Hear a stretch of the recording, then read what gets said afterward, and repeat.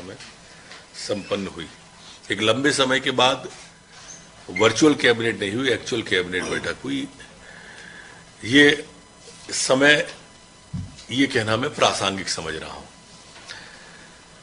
आज जब बैठक प्रारंभ हुई तो अनेक महत्वपूर्ण निर्णय हुए, पर निर्णय के पहले स्वास्थ्य विभाग का प्रेजेंटेशन भी हुआ। दुनिया का, विश्व का सबसे बड़ा टीकाकरण अभियान 16 तारीख से प्रारंभ हो रहा है। कल माननीय प्रधानमंत्री जी के द्वारा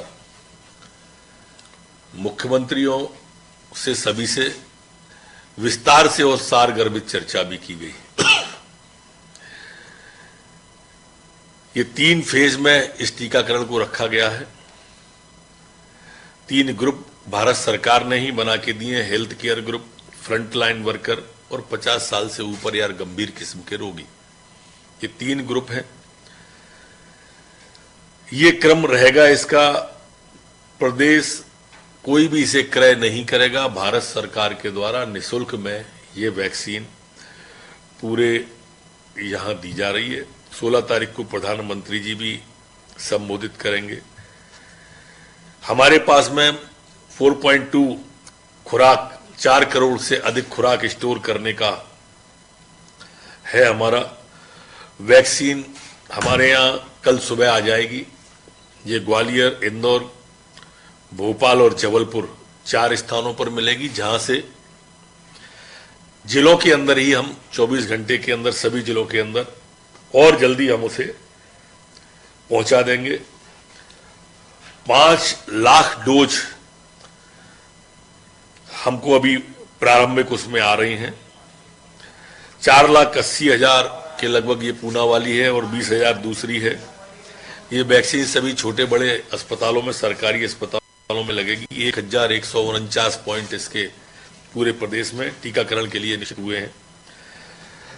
प्रथम चरण में 5, दूसरे चरण में 4। पहले चरण में 5 दिन में पूरा होगा और दूसरे चरण में 4 दिन में ये पूरा हो जाएगा। इससे अलहदा 2-3 बात और मैं कहना चाहूंगा कि कोई भ्रम इस बारे में न फैलाए। ये हमारे वैज्ञानिकों के द्वारा प्रमाणित है।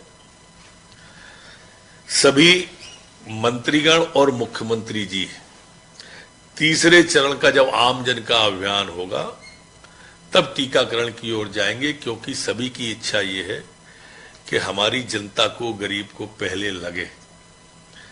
ये आपके द्वारा स्पष्ट कर देना चाहता हूं, जिससे कि कोई भ्रम और रहे नहीं। ये एक बात और आप सबके द्वारा कहना चाहता हूं, ये जो पहला डोज लगेगा, दूसरा डोज इसका 28 दिन बाद लगता है। और इसलिए कभी जैसे हम चेचक का टीका लगवाते हैं, माता का टीका लगवाते हैं या अन्य कोई वैक्सीन लगती है, तो कोई चकत्ता या कुछ वैसा आ जाता है तो उससे भी कोई भ्रम फैलाने की कोशिश कर सकता है। तो ऐसा कुछ नहीं है, क्योंकि एंटीबॉडी डेवलप होने में उसके बाद 14 दिन लगते हैं।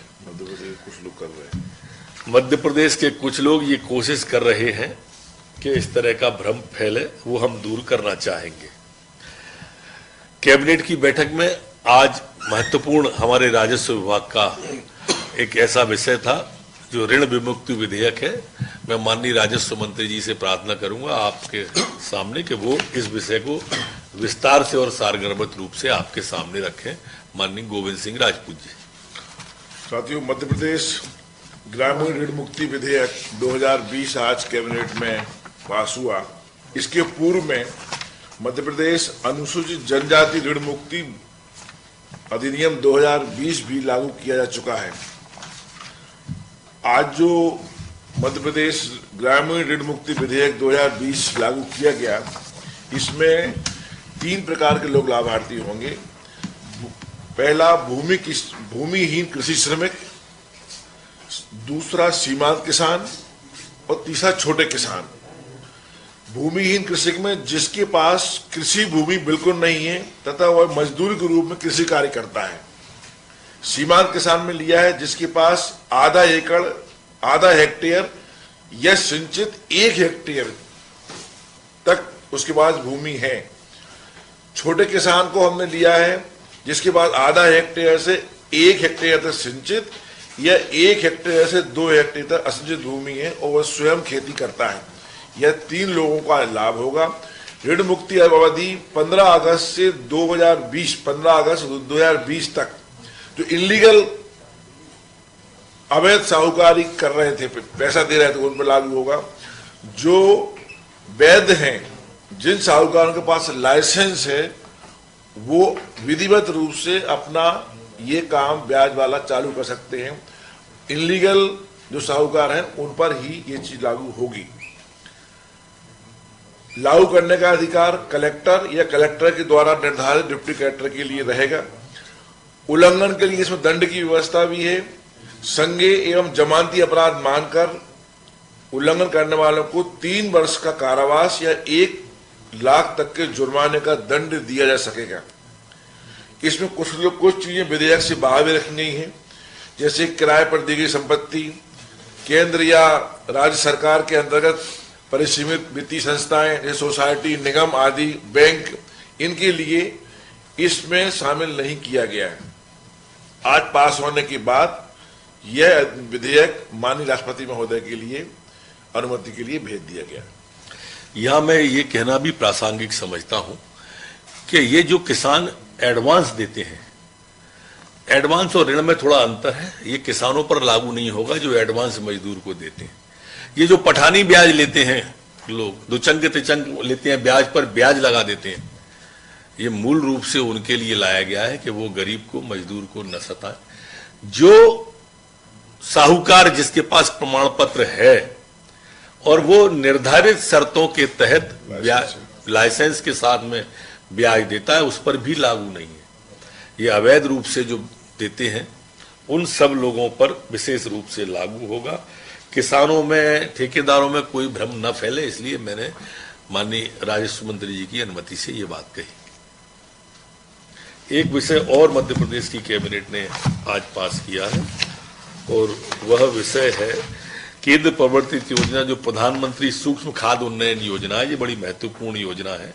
इसमें 500 करोड़ के प्रावधान को क्रियान्वित करने की अनुमति भी आज कैबिनेट के द्वारा दी गई है। इसमें एसएचजी और सहकारी संस्थाएं हमारी जो कोल्ड स्टोरेज, वेयर हाउस वगैरह बनाती हैं, छोटे कृषि उपकरण बनाती हैं, उन सब के लिए इंफ्रास्ट्रक्चर खड़ा करने का प्रावधान इसके अंदर किया गया।